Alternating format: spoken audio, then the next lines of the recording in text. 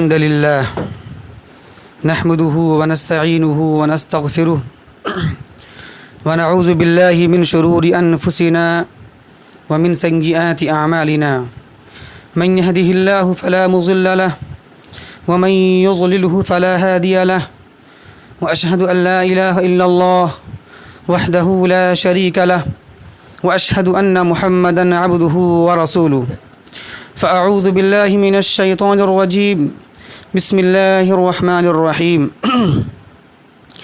يا أيها الذين آمنوا اتقوا الله حق تقاته ولا تموتن إلا وأنتم مسلمون يا أيها الناس اتقوا ربكم الذي خلقكم من نفس واحدة وخلق منها زوجها وبث منهما رجالا كثيرا ونساء واتقوا الله الذي تساءلون به والأرحام إن الله كان عليكم رقيبا يا أيها الذين آمنوا اتقوا الله وقولوا قولا سديدا يصلح لكم أعمالكم ويغفر لكم ذنوبكم ومن يطع الله ورسوله فقد فاز فوزا عظيما أما بعد فإن أحسن الكلام كلام الله وخير الهدى هدي محمد صلى الله عليه وسلم وشر الأمور محدثاتها وكل محدثة بدعة وكل بدعة ضلالة وكل ضلالة في النار.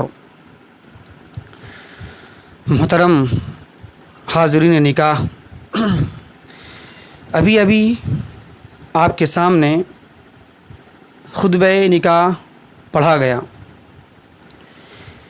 یہ وہ خطبہ ہے جس کا نام حدیث کے اندر خطبہ حاجہ کہا جاتا ہے، یعنی اس خطبے کو اللہ کے نبی صلی اللہ علیہ وسلم جمعہ کے دن سمجھانے سے پہلے، اسی طرح عیدین کی نماز میں جب خطبہ دیا کرتے تو یہ اسی طرح خطبہ دیا کرتے تھے. اور اسی طرح اللہ کے رسول صلی اللہ علیہ وسلم جب بھی کسی کو سمجھاتے ہیں، نصیحت کرتے ہیں، تو اس نصیحت سے پہلے اس خطبے کو ارشاد فرماتے ہیں. محترم سامعین کرام، ابھی آپ کے سامنے خطبہ نکاح پڑھا گیا. چونکہ یہ عربی زبان میں ہے اور اس کا جاننا مختصر میں نہایت ہی بہت ضروری ہے اور بہت ہی اہم ہے.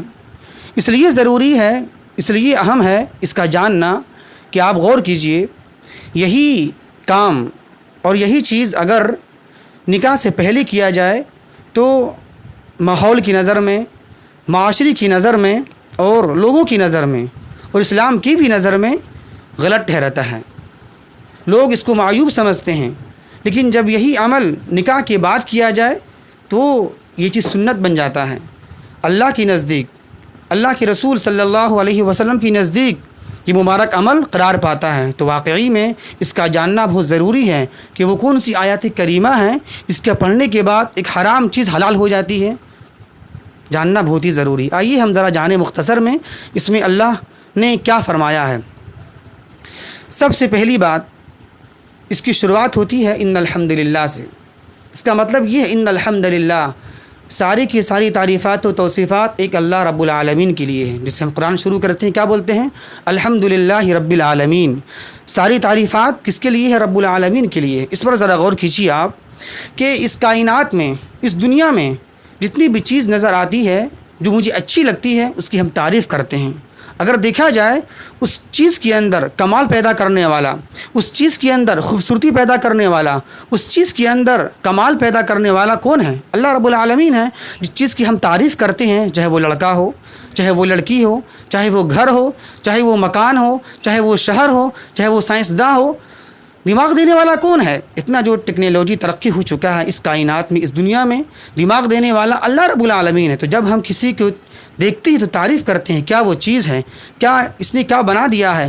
تو اصل تعریف کا مستحق کون ہے؟ اللہ رب العالمین. اس لیے کہ اس کمال کو پیدا کرنے والا، اس کے اندر خوبی پیدا کرنے والا اللہ ہی ہے.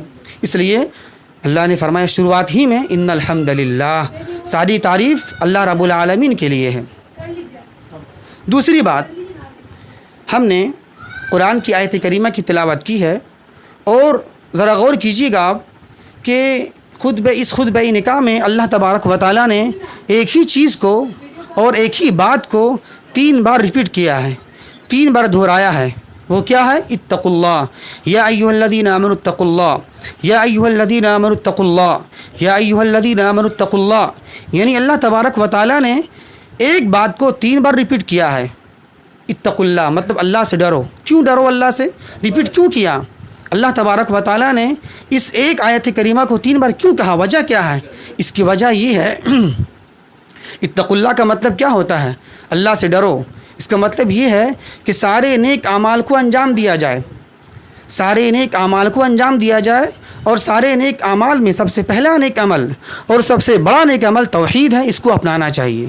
اور سارے گناہوں میں سب سے پہلا گناہ اور سب سے بڑا گناہ شرک ہے، اس سے پرہیز کرنا چاہیے، اسی کا نام تقویٰ ہے۔ ایک بات۔ دوسری بات، اس کے بعد تقویٰ کی تاکید اللہ تبارک و تعالیٰ نے 3 بار کیوں کہی ہے اس خطبہ نکاح میں؟ اللہ سے ڈرو، اللہ سے ڈرو، اللہ سے ڈرو۔ اللہ نے 3 بار کیوں کہا؟ ایک بار کہہ دینا کافی ہوتا، لیکن 3 بار کہنے کی وجہ کیا ہے؟ اس کی وجہ یہ سمجھ میں آتی ہے کہ پوری زندگی میں ایک آدمی کی پوری زندگی میں 2 موقع اور 2 وقت ایسا آتا ہے کہ انسان تقوی کے دامن کو چھوڑ دیتا ہے، اللہ کو بھول جاتا ہے، اللہ کو سائڈ میں کر دیتا ہے۔ اللہ رسول کیا ہے، حدیث کیا ہے، قرآن کیا ہے، سب کو چھوڑ دیا۔ 2 موقع ایسے آتے ہیں۔ کون موقع ہیں؟ پہلا موقع ہوتا ہے خوشی کا موقع۔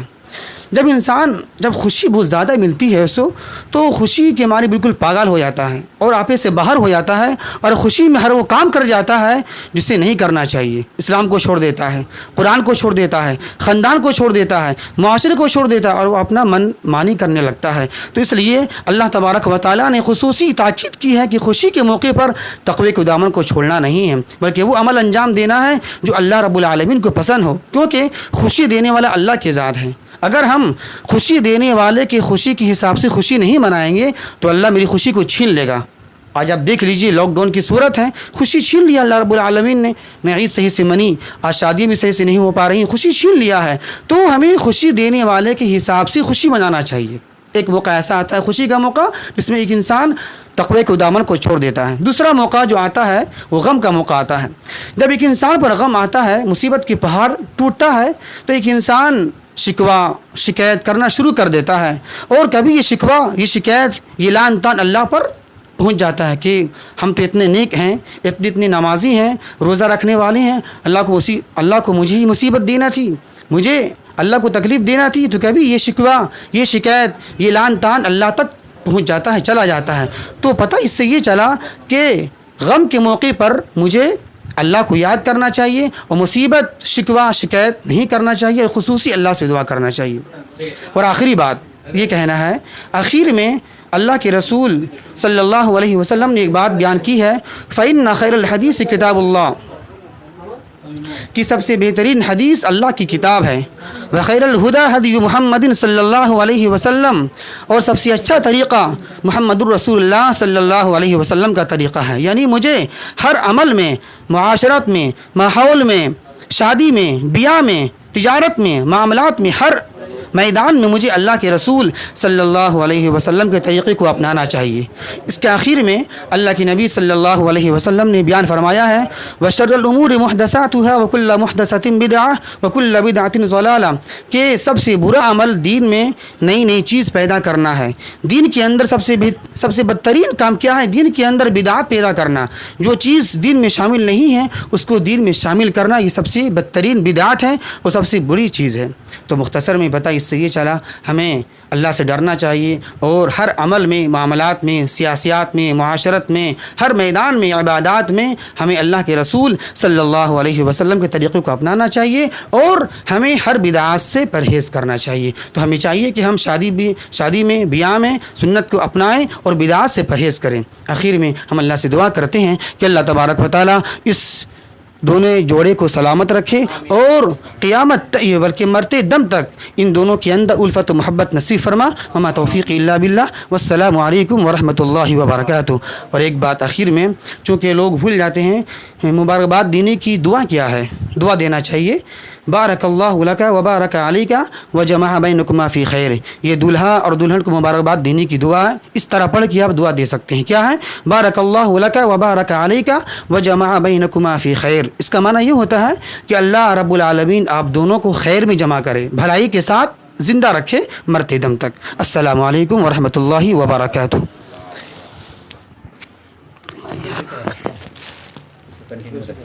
بند